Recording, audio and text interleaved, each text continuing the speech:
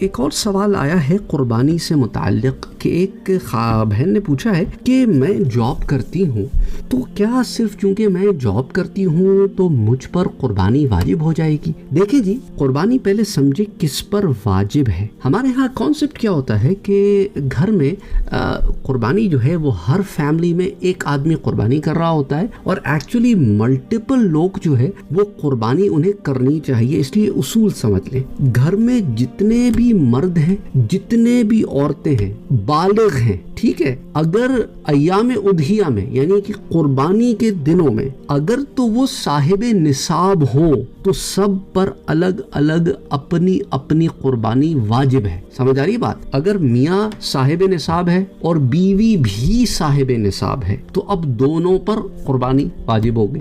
اچھا، صاحب نصاب بھی میں نے آپ کو پہلے سمجھایا تھا رمضان کے مہینے میں، اور پچھلے کئی سال سے بتا رہا ہوں۔ امید کرتا ہوں کہ بہت سارے لوگ اب سمجھ گئے ہوں گے کہ صاحب نصاب کیا ہوتا ہے، یعنی وہ شخص جس کے پاس یا تو سونا یا چاندی یا زر یعنی کہ مال یا ان تینوں کا آپس میں ملا جلا کر وہ اس مقام پر پہنچ جاتا ہو کہ اس پر اب زکوٰۃ فرض ہو گئی ہے، زکوٰۃ واجب ہو گئی ہے اس پہ، اب اس نے زکوٰۃ دینی ہے، تو اسے کہتے ہیں صاحب نصاب۔ ٹھیک ہے، ضروری نہیں ہے کہ صرف سونا ہی اتنا ہو یا صرف چاندی ہی ہو یا صرف مال ہو، ان تینوں کے ملانے سے بھی اگر وہ صاحب نصاب کے ویلیو تک پہنچ جاتا ہے تو وہ چونکہ زکوٰۃ دینے والا ہے تو اس پر قربانی بھی واجب ہو گئی۔ ٹھیک ہوگی بات؟ تو اسی لیے یاد رکھیں، گھر میں جتنے مرد ہیں، جتنی عورتیں ہیں، بالغ ہیں، صاحب نصاب ہیں، اور صاحب نصاب کب ہیں؟ ایام اضحیہ میں، یعنی قربانی کے دنوں میں صاحب نصاب ہیں تو سب پر الگ الگ قربانی واجب ہوگی۔ یا تو سب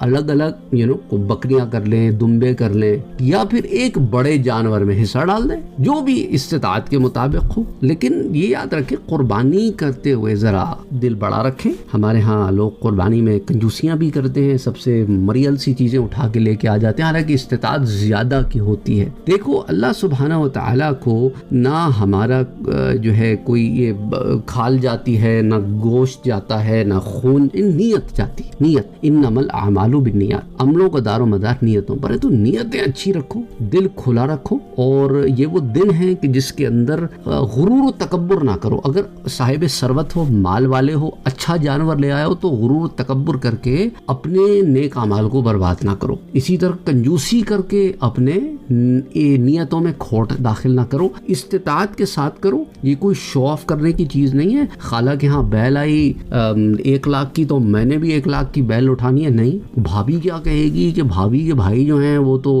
10 بکرے کرتے ہیں اور ہم 2 کرتے ہیں، نہیں جی، یہ کوئی کمپٹیشن نہیں چل رہا۔ کوئی کمپٹیشن کرتا ہے تو اس سے زیادہ بے وقوف آدمی کوئی نہیں ہے۔ ہم نے ہر چیز میں کمپٹیشن ڈال دیا ہے، 40 لاکھ کی میں بیل اٹھا رہا ہوں تو بس اس کی شو ہے۔ انا للہ و انا الیہ راجعون، یہ شو بازی نہیں ہے۔ اپنے ہاتھوں سے اپنے اعمال کو ضائع نہ کرو خدا کے لیے۔ تو سمجھتا ہوں کہ بات سمجھ میں آ گئی ہوگی۔